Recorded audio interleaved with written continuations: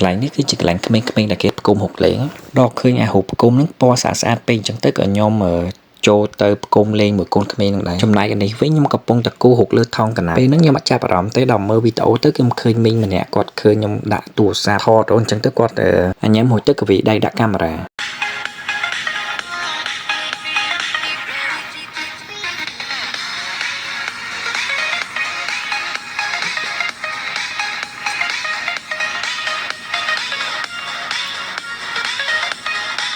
បាទសួស្តីអ្នកនរគ្នាវីដេអូនេះគឺខ្ញុំបានថតយូរមែនតើតាំងពីថ្ងៃទី11ខែ10 2024មែនពេលហ្នឹងគឺខ្ញុំបានទៅចូលរួមកម្មវិធីបុណ្យវប្បធម៌នៅក្នុងប្រទេសដាណាម៉ាបុណ្យហ្នឹងគេធ្វើឡើងមួយឆ្នាំម្ដងនៅសប្តាហ៍ទី41ថ្ងៃសុក្រកាលពីឆ្នាំមុនហ្នឹងគឺខ្ញុំបានទៅជាមួយមិត្តភ័ក្តិខ្ញុំដល់ពេលឆ្នាំនេះគឺខ្ញុំចង់ទៅជាមួយបងខ្ញុំអញ្ចឹងក៏ខ្ញុំបានណាត់គាត់ប៉ុន្តែដល់ពេលគៀកថ្ងៃទៅគាត់ cancel ដល់ពេលអញ្ចឹងទៅក៏ខ្ញុំទៅម្នាក់ឯងទៅក្នុងបុណ្យវប្បធម៌ហ្នឹងគឺខ្ញុំបានទៅកន្លែងច្រើនមែនតើដើរឡើងចុកជើងមែនតើសួស្តីអ្នកនរគ្នាថ្ងៃនេះគឺខ្ញុំបានចូលរួមកម្មវិធីបុណ្យវប្បធម៌នៅប្រទេសដានម៉ាហើយថ្ងៃហ្នឹងគេធ្វើបុណ្យវប្បធម៌ហ្នឹងនៅភាគច្រើននៅក្នុងទីក្រុងអញ្ចឹងហ៎ហើយទៅនៅក្នុងទីក្រុងហ្នឹងគឺមានចង់និយាយថាវាមានកន្លែងគេធ្វើច្រើនមែនតើហើយទៅខ្ញុំមកដល់ឥឡូវនេះខ្ញុំហើយកម្មវិធីហ្នឹងគេចាប់ម៉ោង6ទៅដល់ម៉ោងកន្លែងខ្លះដល់ម៉ោង11យប់ឬកន្លែងខ្លះម៉ោង12អញ្ចឹងទៅហើយឥឡូវនេះខ្ញុំមកដល់កន្លែងទី1ដែលខ្ញុំមកហើយកន្លែងខ្ញុំចង់ទៅមើលហ្នឹងគឺជាប៉មកខ្ពស់នេះអាហ្នឹងគឺមានឈ្មោះថា Post Spoon ហើយដល់អាគារហ្នឹងគេធ្វើសម្រាប់អីគេទេខ្ញុំមិនសូវដឹងទេហើយអាគារហ្នឹងគឺគេអត់ទាន់ធ្វើរួចទេប៉ុន្តែយើងអាចឡើងទៅមើលនឹងបានអញ្ចឹងណាហើយពេលដែលយើងចូលទៅក្នុងហ្នឹងទៅគេនឹងប្រាប់ថាអំពីស្ថាបត្យកម្មគេសង់របៀបម៉េចអីណាណៃហើយទៅពេលហ្នឹងទៅខ្ញុំនឹងសួរគេថាអាគារហ្នឹងគឺសម្រាប់ធ្វើអីអញ្ចឹងទៅហើយហ្នឹងគឺជាកន្លែងទី1របស់ខ្ញុំអញ្ចឹងហើយកន្លែងហ្នឹងគឺជាប់ចិត្តនៅចិត្តក្រុងមែនទេមិនចិត្តក្រុងចិត្តស្ថានីយ៍ Central Station ណា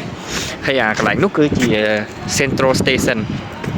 ហើយតែអ្នកក៏អ្នកនរឃើញអា train អាពណ៌ក្រហមនៅពីក្រោយខ្ញុំហ្នឹងកន្លែងហ្នឹងតិចទៀតចេញពីកន្លែងអាគារប៉មខ្ពស់នេះទៅខ្ញុំទៅមើលអាទេសភ្លើងពណ៌ក្រហមហ្នឹងហើយអាទេសភ្លើងពណ៌ក្រហមហ្នឹងគឺជាអាទេសភ្លើងដំបូងបំផុតរបស់តាន់ម៉ាគេអាទេសភ្លើងហ្នឹងគេប្រើ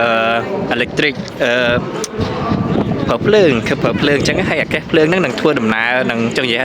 បើកដំណើរការនៅឆ្នាំ2025ឆ្នាំក្រោយយ៉ាហើយទៅពេលដែលយើងទៅដល់មើលអាទេសភ្លើងហ្នឹងយើងអាចសួរព័ត៌មានគេយើងអាចសួរអីណាអញ្ចឹងណាយើងឆ្ងល់អីអាចសួរគេបាន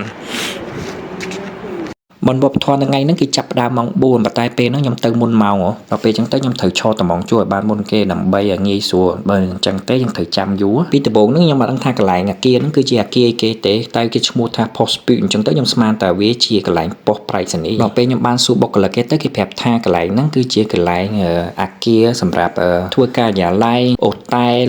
restaurant ឬក៏ហាងផ្សេងៗដទៃទៀតអញ្ចឹងទៅរួចទៅខ្ញុំបានសួរពួកគាត់ថាហេតុអីបានអាគារហ្នឹងឈ្មោះ Post Spoon អញ្ចឹងអ្នកធ្វើការនៅហ្នឹងគេបានប្រាប់ថាដោយសារតែកន្លែងហ្នឹងពីមុនគឺជាប៉ុស្តិ៍ប្រៃសណីយ៍ដល់ពេលអញ្ចឹងទៅបានគេដាក់ឈ្មោះរៀងប៉ុស្តិ៍ប្រៃសណីយ៍អញ្ចឹងទៅពេលហ្នឹងគឺដោយសារតែខ្ញុំទៅមុនអញ្ចឹងទៅអត់សូវចាំយូរហ្មងទេប្រហែលជា5ទៅ10នាទីទេឆ្នាំហ្នឹងខ្ញុំទៅកន្លែងហ្នឹងមុនគេដោយសារតែឆ្នាំមុនគឺខ្ញុំអត់បានទៅព្រោះដោយសារតែកន្លែងអាគារហ្នឹងពេលយើងឡើងទៅដល់ហ្នឹងទៅយើងអាចឃើញទេសភាពក្រុងទាំងមូលបានអញ្ចឹងណាក្នុងឆ្នាំហ្នឹងខ្ញុំអត់សូវមានគម្រោងថាត្រូវទៅណាហ្មងទេព្រោះដោយសារតែពេលហ្នឹងខ្ញុំត្រូវចាំបងខ្ញុំគាត់ឆ្លោយថាគាត់ទៅមិនទៅអញ្ចឹងបើសិនគាត់ទៅគឺខ្ញុំជ្រើសរើសកន្លែងណាដែលអត់សូវដើរឆ្ងាយអញ្ចឹងហើយបើសិនគាត់ទៅទេខ្ញុំជ្រើសរើសកន្លែងណាដែលលក្ខណៈថាដើរបានឆ្ងាយទៅបានច្រើនកន្លែងអញ្ចឹងតែដោយសារគាត់ប្រាប់ខ្ញុំគៀកថ្ងៃពេកអញ្ចឹងទៅគឺខ្ញុំអត់មានពេលវេលាគ្រប់គ្រាន់ក្នុងការឆែកមើលថាតើកន្លែងណាដែលខ្ញុំត្រូវទៅអញ្ចឹងណាប៉ុន្តែខ្ញុំដឹងតែកន្លែងទី1ដែលខ្ញុំចង់ទៅគឺកន្លែងហ្នឹងឯងព្រោះដោយសារតែឆ្នាំមុនខ្ញុំអត់បានមកអាគារហ្នឹងគឺខ្ញុំអត់ដឹងថាកម្ពស់ប្រហែលទេព្រោះពេលហ្នឹងគេមានប្រាប់ដែរតែភ្លេចអញ្ចឹងណាប៉ុន្តែនៅពេលដែលយើងឈរពីលើអាគារហ្នឹងហើយទៅមើលទេសភាពក្រុងគឺស្អាតមែនទែនឃើញឡើងច្បាស់តែងហ្មងឃើញទាំងអាទេសភ្លើងហត់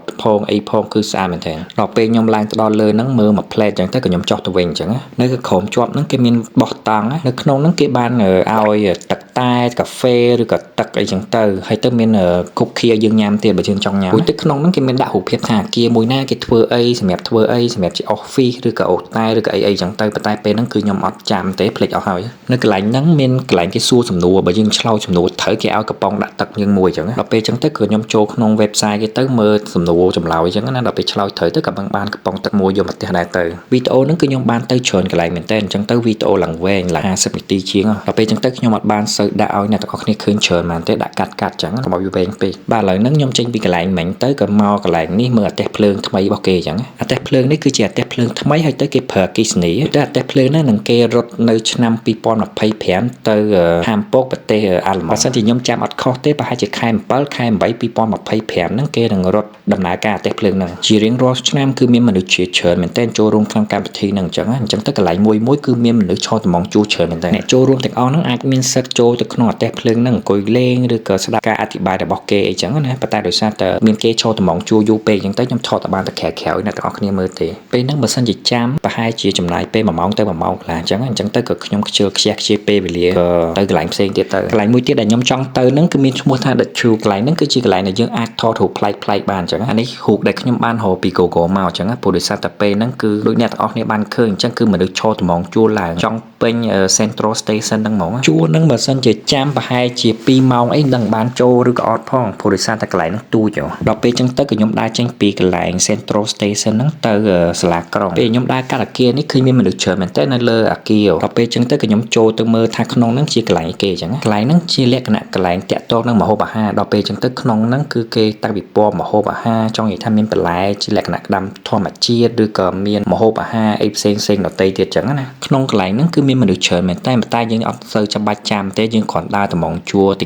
ិចឡើងទៅដល់លើហ្នឹងអញ្ចឹងណាខ្ញុំមិនដឹងថាអគារហ្នឹងគឺមានប៉ុន្មានជាន់ទេប៉ុន្តែមួយជាន់ហ្នឹងគឺមានគេតាំងម្ហូបអាហារអញ្ចឹងណាដូចជាមកថាតាំងផ្សិតអីចឹងទៅគេមានធ្វើម្ហូបពីផ្សិតអីចឹងឲ្យយើងភ្លក់ញ៉ាំអីចឹងណាឧទាហរណ៍បើសិនជាបន្លែវិញតាក់ទងនឹងប៉ោះឬក៏អីចឹងទៅគេឲ្យយើងភ្លក់ញ៉ាំតិចតួចចឹងទៅយំទៅកន្លែងហ្នឹងបើយើងស្រេកទឹកយើងឃ្លានអីយើងអាចទៅភ្លក់កន្លែងហ្នឹងបានអញ្ចឹងគឺញ៉ាំអត់អស់លុយទេពេលហ្នឹងខ្ញុំដើរប្រហែលជាបាន4ជាន់មើលទៅដល់ពេលចឹងទៅខ្ញុំខ្ជិលឈរត្មងជួយូរពេកអូនចឹងទៅខ្ញុំឡើងដល់លើត្មងទៅអគារហ្នឹងគឺអត់សូវខ្ពស់ទេមើលអត់សូវបានឆ្ងាយដូចអគារដំបូងដែលខ្ញុំឡើងទៅលើហ្នឹងពេលហ្នឹងប្រហែលជាម៉ោង5ឬក៏ម៉ោង6អីទេមើលទៅប៉ុន្តែមេឃហ្នឹងគឺអាងឹតហើយប៉ុន្តែអត់អីទេបានមើលទេសភាពក្រុងពីពេលរាត្រីចឹងគឺស្អាតដល់ពេលខ្ញុំចេញពីហ្នឹងទៅខ្ញុំទៅកន្លែងមួយទៀតតែវានៅចំហៀងសាលាក្រុងកន្លែងហ្នឹងគឺអាចមានផ្ទុកមនុស្សច្រើនមែនតើអញ្ចឹងទៅពេលឈរត្មងជួខ្ញុំចាំប្រហែលជា5ទៅ7នាទីទៅគឺបានចូលហើយកន្លែងហ្នឹងគឺសម្រាប់កូនក្មេងទេបើសិនយើងមានកូនក្មេងកូនអីគឺត្រូវមែនតើកន្លែងហ្នឹងធំហើយគេមានលេងហ្គេមច្រើនមែនតើដូចជាលេងហ្គេមលែបថាកូនក្មេងឬក៏រៀបកុំរូបភាពឬក៏មានថតរូបថតអីចឹងណាហើយកន្លែងហ្នឹងគឺមានម្ហូបទៀតមានម្ហូបឲ្យគេភ្លក់អីចឹងណាហើយមានកាហ្វេមានអាយស្គ្រីមមកយើងញ៉ាំអត់អស់លុយទៀតយប់ទៅថ្ងៃហ្នឹងខ្ញុំទៅគឺហេងមែនតើប៉ាចំសិតតែកន្លែងបានរបស់ញ៉ាំអីចឹងណាប៉ុន្តែពេលហ្នឹងខ្ញុំគឺអត់ដឹងថាទៅកន្លែងហ្នឹងគឺបានរបស់ញ៉ាំអីទេគ្រាន់តែ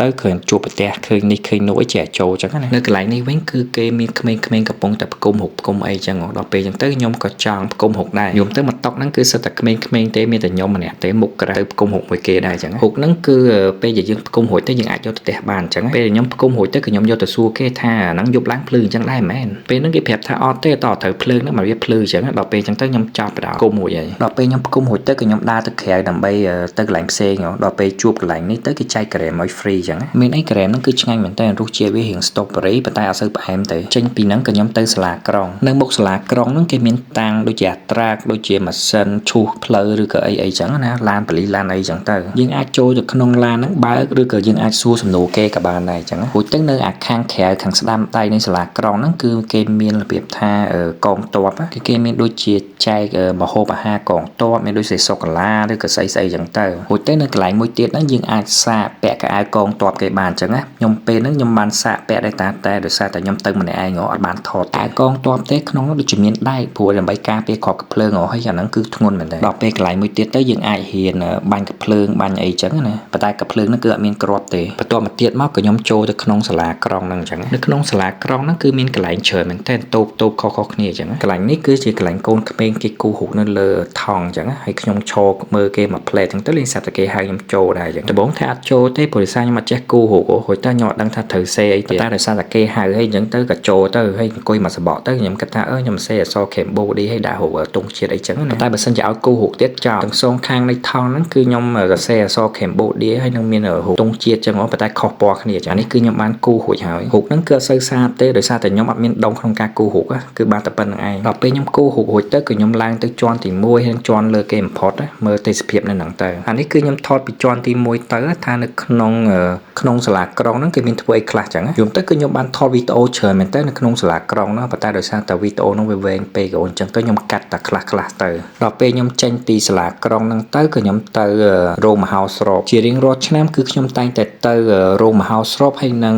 អូពេរ៉ាព្រោះខ្ញុំចូលចិត្តមើលគេសម្ដែងមើលគេច្រៀងអីចឹងណាអានេះគឺខ្ញុំកាត់មកដល់កន្លែងខ្ញុំដើរចូលទៅរកកន្លែងអង្គុយនៅក្នុងរោងមហោស្រពហើយពេលខ្ញុំកំពុងដើរទៅរកកន្លែងអង្គុយហ្នឹងខ្ញុំឃើញគេកំពុងតែសម្ដែងរឿងពេលហ្នឹងខ្ញុំអង្គុយមើលគេសម្ដែងរឿងបាន2 3រឿងដែរដល់ពេលចឹងទៅខ្ញុំដើរទៅកន្លែងអូពេរ៉ាម្ដងពីរោងមហោស្រពទៅអូពេរ៉ាណាប្រហែលជាចំណាយពេល10នាទីទៅ5 10នាទីទេបាទឥឡូវនេះខ្ញុំដើរចូលកន្លែងអូពេរ៉ាហ្នឹងហើយពេលខ្ញុំដើរចូលហ្នឹងគេកំពុងតែច្រៀងអូពេរ៉ាពេលខ្ញុំដើរចូលហ្នឹងគេច្រៀងចប់មួយបទហើយអញ្ចឹងទៅគេត្រូវចាំប្រហែលជា10នាទីឲ្យគេសម្រាកសិនដល់ពេលអញ្ចឹងទៅខ្ញុំឡើងទៅលើមើលឆាកគេវិញអញ្ចឹងនៅក្នុងអូពេរ៉ាហ្នឹងគឺខ្ញុំបានថតវីដេអូឲ្យអ្នកទាំងអស់គ្នាមើលកាលពីមុនម្ដងហើយពេលខ្ញុំចូលទៅដល់ហ្នឹងគេកំពុងតែសម្ដែងរឿងចិត្តចប់ហើយរួចទៅអូពេរ៉ាហ្នឹងក៏គេចិត្តបិទដែរព្រោះពេលហ្នឹងប្រហែលជាចិត្តម៉ោង10ហើយដល់ពេលអញ្ចឹងទៅខ្ញុំអង្គុយប្រហែលជាបាន10នាទីមើលគេសម្ដែងរឿងមួយផ្លែតទៅក៏ខ្ញុំដើរមកថតខាងក្រៅឲ្យអ្នកទាំងអស់គ្នាមើលវិញទៅអានេះគឺជាទេសភាពថតពីអូពេរ៉ាហៅពេលរាត្រីគឺមានភ្លើងពណ៌ស្អាតមែនទែនពេលហ្នឹងគឺខ្ញុំអាចបាននៅយូរទេព្រោះដោយសារតែយប់ហើយទៅខ្ញុំដើរហត់មែនទែនថ្ងៃហ្នឹងពេលហ្នឹងខ្ញុំចេញពីផ្ទះតាំងពីម៉ោង3:20នាទី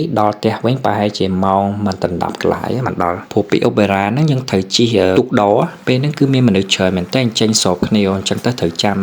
ទូកដរហ្នឹងឡើង20នាទីមកបានជិះបាទអញ្ចឹងវីដេអូខ្ញុំមានតែប៉ុណ្្នឹងឯងអរគុណអ្នកទាំងអស់គ្នាដែលបានចំណាយពេលទស្សនានៅវីដេអូរបស់ខ្ញុំជួបគ្នានៅវីដេអូក្រោយៗទៀតបាទអរគុណច្រើន